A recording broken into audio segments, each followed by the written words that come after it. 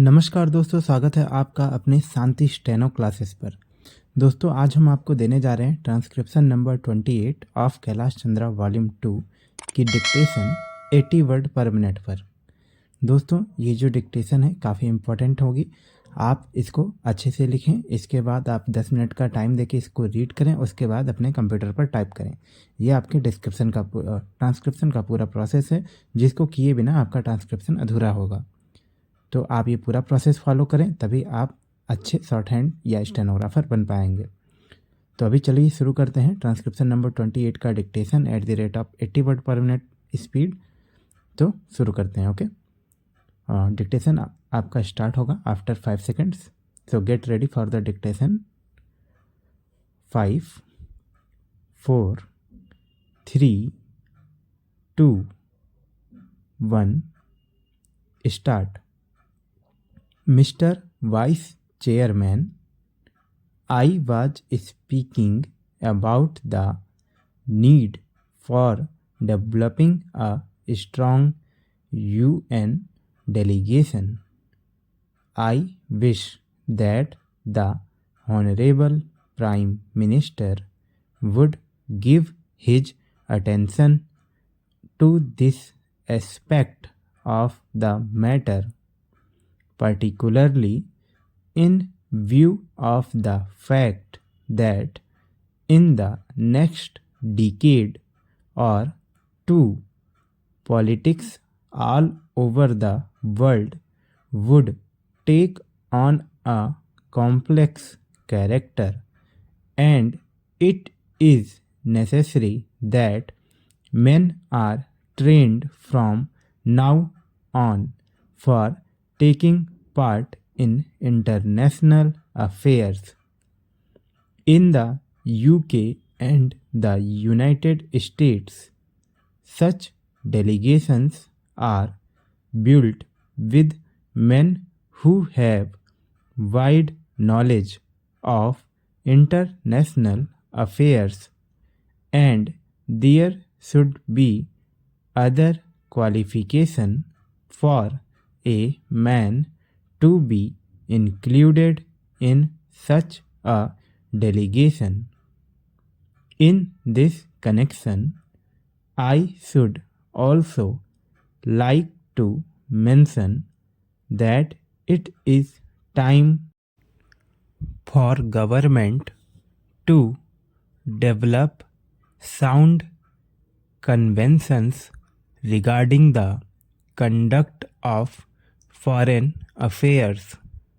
In the United States, they have accepted the principle of bipartisan consultation on important affairs of policy.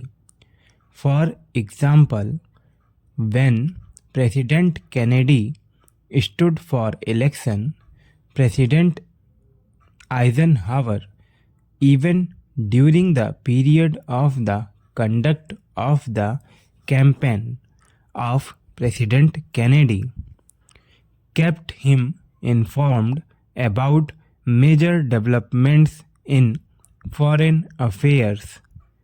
We have seen our government sending troops out of this country to the Congo, and at that time I had reached the point that before troops left our country for any assignments of an unusual character like the Congo assignment, members of the opposition should be informally consulted.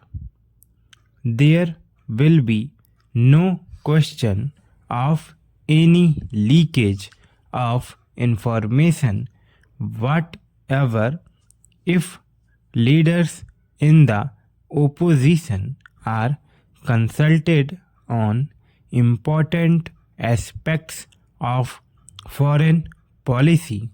The Consultative Committee of External Affairs Ministry does go some way to meet the needs of exchanging information about foreign affairs, but the informal consultation of the kind that I mention, where the leader of the opposition and leaders of other parties are called and told by the Prime Minister about unusual developments, would strengthen the conviction that the foreign policy of the country has the support not only of the Congress party but also of the entire country. I was speaking about our external publicity, and it is a subject on which I think I can speak with some confidence, as I have been an old time newspaperman in this country.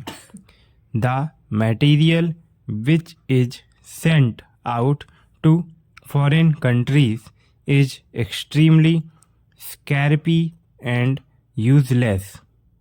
There is included in these messages some statement of what this minister was saying somewhere. We are trying to give publicity to ministerial activities, and it is inevitable that some such publicity should be given because ministers are in charge of the government, but one abroad does not get a real idea of what is happening in the country.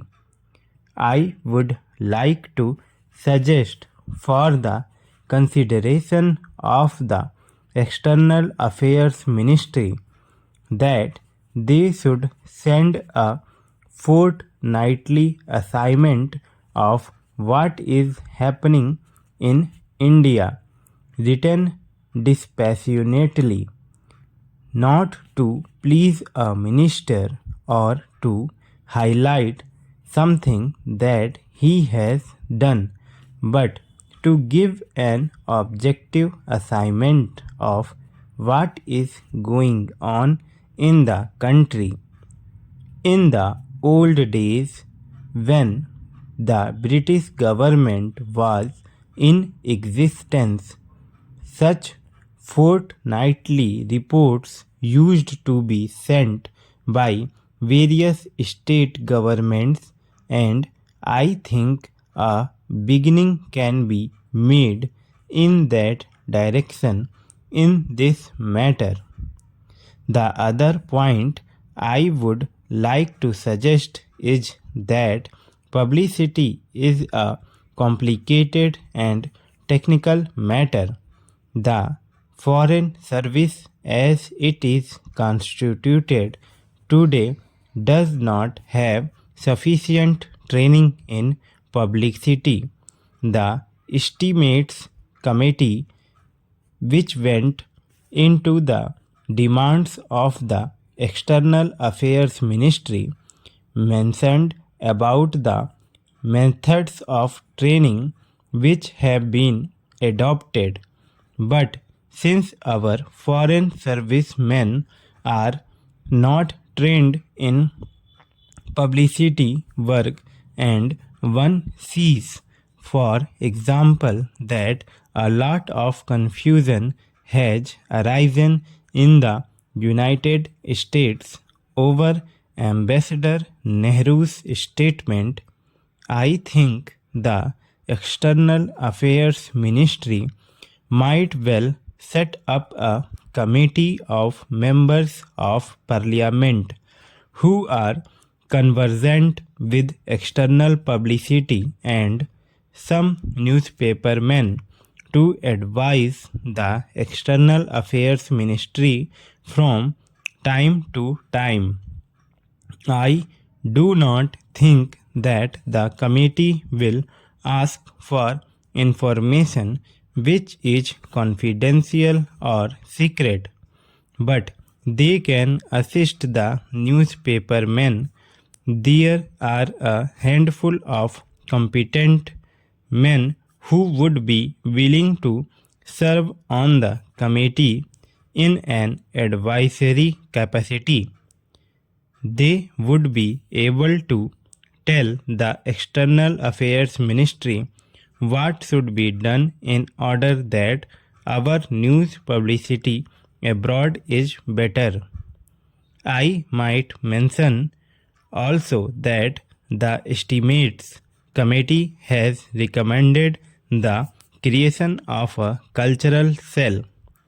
Sir, to my mind, we have also to be clear in our mind regarding the objective of rural industrialization. Do we mean to have only diversification of rural economy, and are we going to have rural industrialization only in order to give some help to those who find themselves unemployed during a certain period of the year? Are we aiming at utilizing local resources and meeting local needs through diversification of rural economy, or have we a more fundamental objective in mind when we are trying to industrialize the rural areas? Without this, I am afraid rural industrialization will not be possible. Stop. दोस्तों यहाँ पे आपकी dictation समाप्त हो गई है। ये जो डिक्टेशन की स्पीड थी यहाँ पे 76 वर्ड पर मिनट की स्पीड आई है, जो कि मैंने अभी काउंट किया है। तो आपकी जो एक्चुअल स्पीड है वो 76 वर्ड पर मिनट की है डिक्टेशन की। तो आशा करता हूँ आपने इसे अच्छे से लिखा होगा और इसकी प्रैक्टिस करें, जितना ज़्यादा से हो सके ज़्यादा से ज़्यादा बार प्रैक्टिस करें। और मिलते हैं तब तक नेक्स्ट वीडियो में। तब तक के लिए जय हिंद दोस्तों।